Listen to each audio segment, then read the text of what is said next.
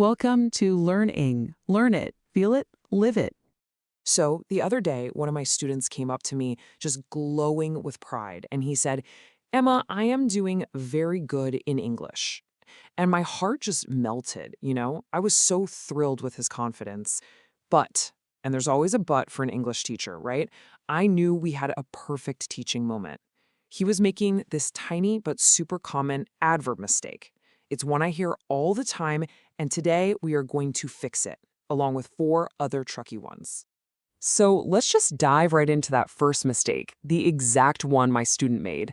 This is without a doubt the #1 adverb mix-up I hear from English learners. It's all about confusing good with well. So the correct way to say this is I am doing very well.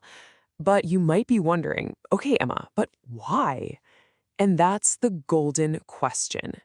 The key isn't just to memorize this one phrase, it's to actually understand the super simple rule behind it. And honestly, the rule is so simple. Good is an adjective. That means it describes nouns, people, places, things.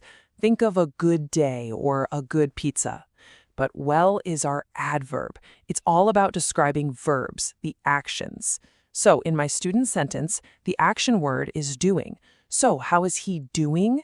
He's doing well. See? Simple as that. All right, ready for mistake number 2? This one is a real trap because it kind of breaks the pattern we think we know. You know how we learn to just add ly to make an adverb? Well, sometimes you don't. Have you ever said something like, he runs fastly? It seems like it should be right, doesn't it? But here's the thing. Fastly isn't actually a real word. Nope, not in English. The correct way to say it is just, he runs fast. So what's going on here? Well, some words are just multitaskers. They do double duty. They can be both an adjective, like in a fast car, and an adverb, like he runs fast. Words like hard and late are also in this special club. You just have to remember them. No ly needed. Okay, mistake number 3. This one's a little more subtle. It's all about the difference between very and to. They both make words stronger, but they actually have very different meanings.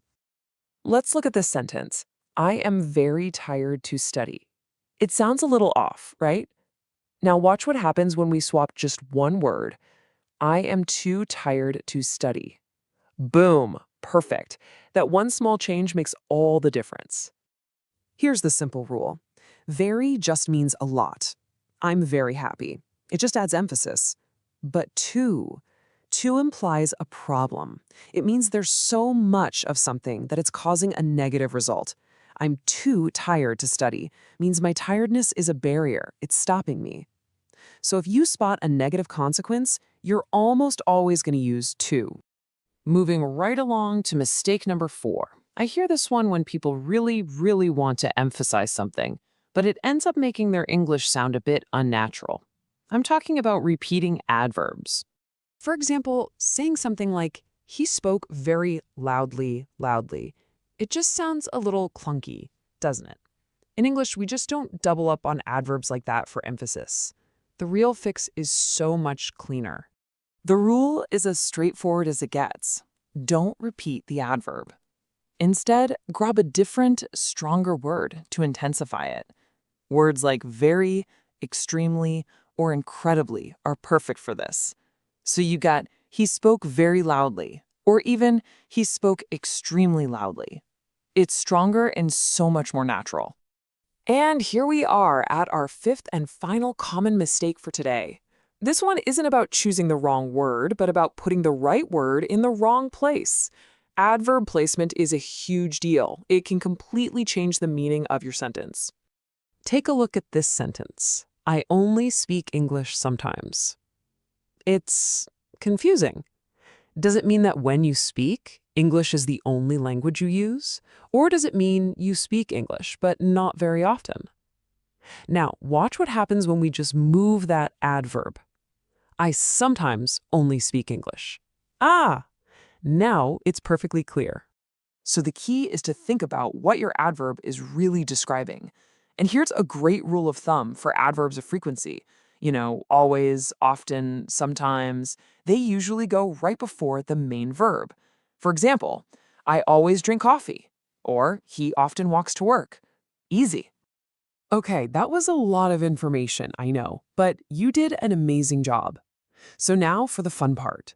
Let's put all this into practice with a quick quiz to see what you've learned. Ready? First one up. He drives to fast or fastly. Think back to that second rule we talked about. And the answer is fast. Yes, you got it. Remember, fastly isn't a real word, and fast is one of those special words that does double duty. Great job. And question number 2. She is blank tired to go out. Should we use very or to? Ask yourself, is her tiredness causing a problem here?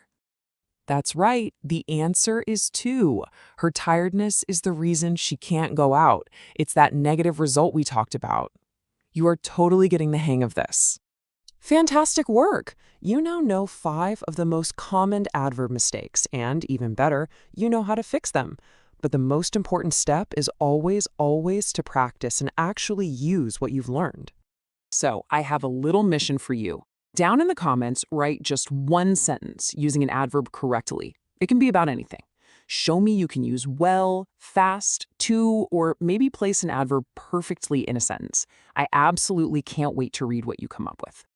Thank you so much for joining me today. Keep practicing and remember to learn it, feel it, and live it.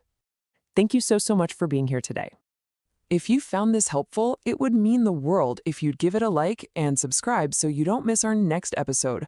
And of course, feel free to share this with anyone else you know who's working on their English. Until then, this is LearnEng. Learn it, feel it, live it. Take care, and I'll see you next time.